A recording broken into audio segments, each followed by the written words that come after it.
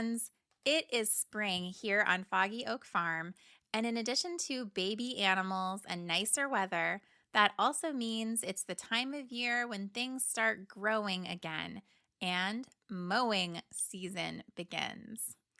This month's episode is about one of those parts of farm life that happens every so often, getting a tractor stuck and the multi-step, often ridiculous process of attempting to rescue it.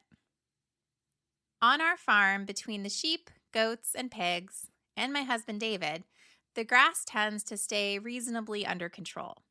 However, there is one spot in particular on the farm where this has not been true: the area by the creek at the bottom of our driveway. You may remember from the episode The Great Pumpkin Flood that the beginning of our driveway is on a floodplain. It crosses a usually pretty small creek and then does a very steep climb up a hill for about a quarter of a mile before you get to our barn and our house.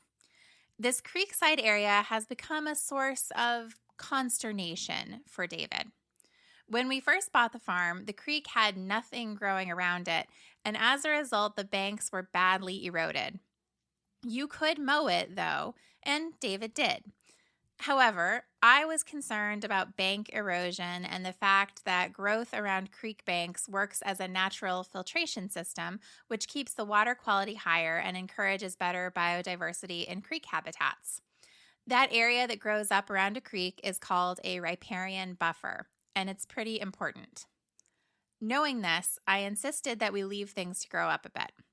And when we periodically checked things out down in the creek, we did find encouraging signs that this was having a positive effect.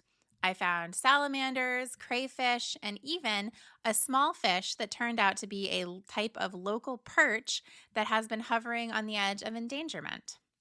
So I felt good about the positive effects of allowing this riparian buffer to grow up over time.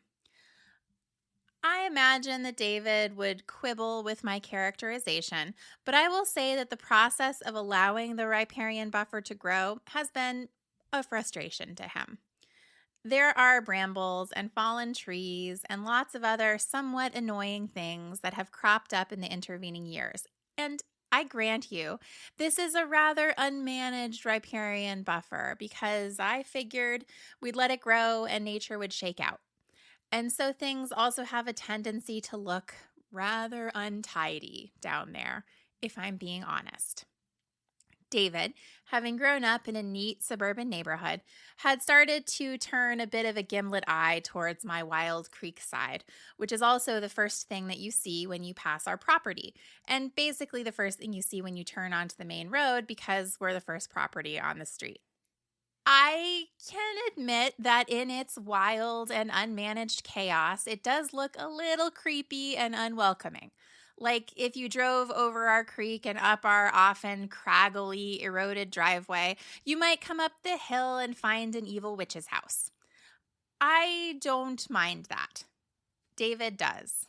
And so occasionally he gets the bit between his teeth and decides that he's going to tackle some aspect or another of our feral farm entrance. He also typically does not announce when he's planning this, probably knowing that I'd lecture him about riparian buffers again, and just tends to drive the tractor down and whack at things for a while and then reappear looking pleased with himself. This time, friends, that strategy didn't play out so well for him. Now, when I say tractor, it's really something of an overstatement for what we're working with. We moved to the farm from living abroad in Australia, shout out to anybody in Brisbane, and we really came to owning a farm with very little equipment to our name, almost none. We moved in around mid-August, and after about a week, we realized that we didn't have a lawnmower. The grass was already several inches long, and there was no way that a run-of-the-mill push mower or even a general riding mower was going to be able to handle the many and very hilly acres that needed urgent attention. On the recommendation of our wonderful realtor, we took ourselves to the local John Deere dealership and explained our situation. The salesman recommended that we go for a large commercial-grade zero-turn mower because those are very powerful, have a wide mowing deck, and importantly, come with a roll bar, which is sort of a bar that hovers above the seat of the person mowing, so that if you tip yourself over on a hill, the mower doesn't roll on top of you and crush you. It's not quite a tractor, but it's definitely not what you think of when you imagine your stereotypical lawnmower either. It's big, has a bright yellow seat and a bright green body, as you would expect from a John Deere, and it looks a little bit like a giant throne on wheels that has arms. There are 2 arms, and they open and close to let you on and off the throne-like seat. You use those arms to move the machine around. It's a little bit like a video game. So you push both forward at the same time to go forward, you pull them both back to make you go backwards, and you can move one arm forward and one arm backward if you want to kind of spin in a circle. Or you push them both to the right if you want to go right, push them both to the left if you want to go left. You get the idea. The amount you push those arms also determines your speed. If you thrust it far forward, it can zip ahead like a cheetah, zooming over the ground in a flash. Even the slowest speed, which they display to you as a turtle, is frankly still pretty fast. But it's not a tractor, so it doesn't have a hitch that you can easily attach things to. You don't use implements with it. It's really like a single-purpose machine. It mows grass really, really fast. David likes to push the boundaries of what mowing grass means. He takes it through brush, over fallen branches, through deep pasture growth, and assumes that the mower will chop up what he throws at it. Annual maintenance at the dealership, as a result, is critical for us. Sometimes the speed is important because he mows over a ground bee nest and is chased by a swarm of angry and very stingy bees that are furious about the disturbance. This time, he had fixated on the creek floodplain next to the road. For some reason, he decided that the area directly next to the creek, which is sort of on a lower bank below the floodplain and is the most active part of the floodplain, especially needed mowing because, as he later put it, it hadn't rained in a while, so it seemed like it should be dry. I found out about the outcome of this plan when I was in the kitchen loading the dishwasher, and David stumbled in, panting a bit. "Can you come down to the creek to help me for a bit?" he asked. "The tractor is stuck in the mud, and I think I need someone to help me get it out." I didn't like the sound of that. We grabbed some boards from the barn to put under the tires, which often is a way that you can get a car or tractor unstuck if it can't get traction. You push them under the tire, you can grab onto the board, and it gets you out. And we loaded those boards into the car and headed down the driveway. Well, friends, to say that he was stuck would be an extreme understatement. I didn't even see the tractor at first because I was expecting it to be on the solid ground near the driveway or at least near the road. Instead, the tractor was about 6 inches away from the water with its back tires sunk about 6 inches deep into the muddy creek bank.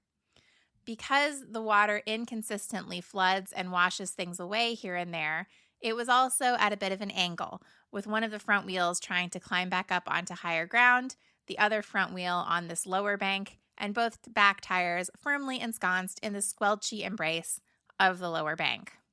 Frankly, it didn't seem like boards were going to cut it for this particular situation, but that's what we had. I grabbed a board from the trunk and walked towards the tractor.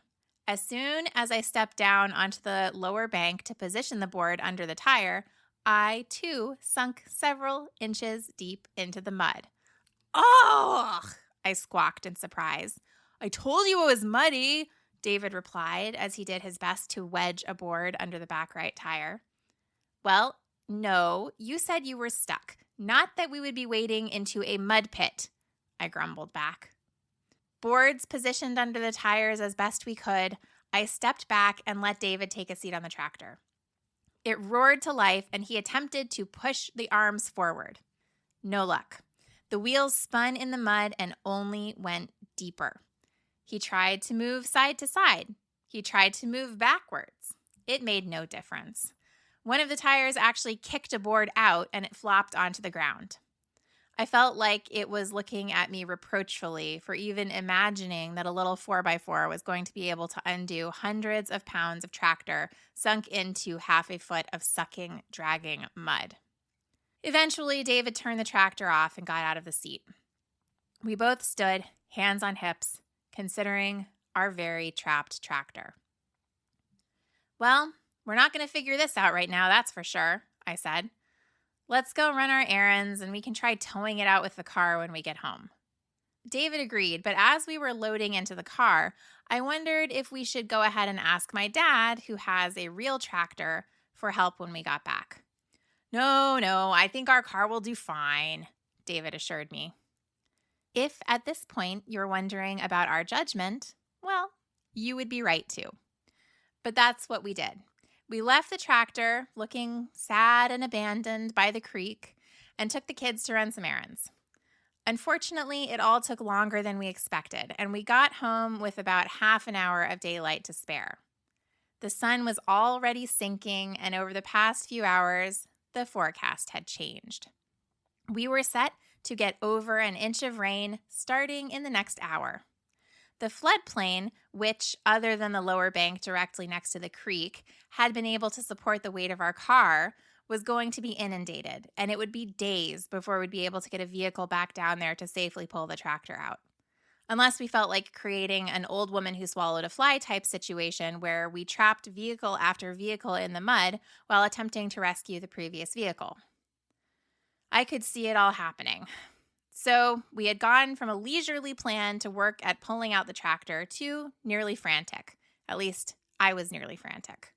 We zipped up the driveway past the sad, trapped little tractor that had not budged from its creekside cradle and dashed into the garage to grab tow chains.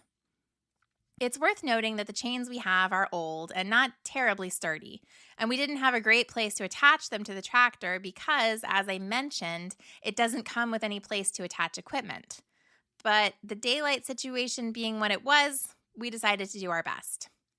Back down the driveway we went, pulling our car as close to the tractor as we could get without risking going onto that lower bank.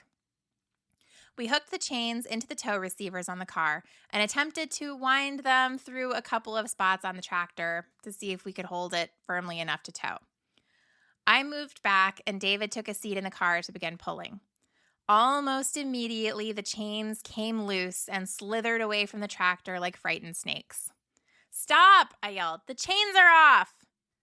David, who had taken off like a rabbit with a fox after it, stopped the car and poked his head out the window. "What?" he asked. "You gotta back up. The chains are off," I said, gesturing to the chainless tractor. He put the car in reverse, lined everything back up, and we tried again. This time, David pulled away more slowly. The chains held, and the tractor began to lift slightly out of the mud bank. Unfortunately, as he pulled a bit further along, I saw one chain begin to unwind itself again. And as soon as the first chain went, so did the second. They came loose and the tractor settled back into the mud with a determined squelch. Though, I grant, it had moved somewhat from its previous position and was a bit less sunk than before. "Well, let's try driving it out again," David suggested. He hopped onto the tractor, kicked on the engine, and the wheels spun themselves right back into the mud. "Chains again," we agreed. We hooked the tractor back up and repositioned the car to try pulling via a slightly different angle. This time, one of the back wheels came fully free. David almost had part of the tractor rescued from the lower bank when we heard metal snap, and the chain immediately fell away. A link in our tow chain, the link that allowed us to at least somewhat connect the tractor to the chain, had snapped.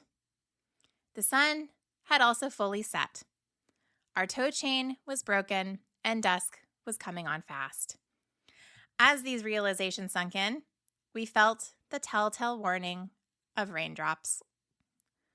"I am calling Dad," I declared. You can imagine that this was not the most enjoyable phone call to receive. Night is falling, a rainstorm is coming, and we had thoroughly trapped a large, difficult-to-move vehicle in mud. To my father's everlasting credit as both a wonderful father and a true farmer, he came. David and I were standing rather despairingly by the creek, scratching our heads and wondering what exactly to suggest as a strategy when our daughters came whooping and cheering down the driveway to us. "Kiki is coming!" they shouted. "He's coming now!" Apparently, they had helped my mother open the gates for him and volunteered themselves as his vanguard. Sure enough, a couple of minutes later, we heard the roaring of my father's real tractor as he brought it down the driveway. We saw the dim glow of the headlights emerge from the woods. His tractor isn't really meant for working at night. And the gleam of infinitely more substantial tow chains as they clanked gently against one another at the back of his tractor. Kiki, my father, had arrived to thankfully save the day. He carefully made his way across the floodplain to us, and I was relieved to see that the ground was supporting his tractor. The three of us worked to hook up the chains. We agreed to have him try a new angle that the car had been too hard to manage, and, like magic, as he drove his real tractor slowly forward, our zero turn popped out of the mud like a cork coming out of a champagne bottle. He towed it all the way up to the main floodplain, well away from the quagmire of the lower bank, gave us a nod, and we unhooked the mower. We hollered our thanks over the drone of the tractor engine and sent him on his way. As he drove off, leaving us in the deepening darkness of the gloaming, I heaved a gigantic sigh of relief and looked at David. "Seriously, you have to stop trying to mow down here." "I thought it was dry enough," was his response. A fat raindrop landed right on my nose. Then another. And another. I would have to deal with David's stubbornness later. I groaned and got in the car, leaving him to bring up the rear with the now freed mower. While I haven't yet managed to extract a promise from him to stay away from the creek banks, I have placed an order for serious tow chains like the one my father brought to the rescue. Because, friends, it sure seems like with David in charge of the mowing, we are going to need them.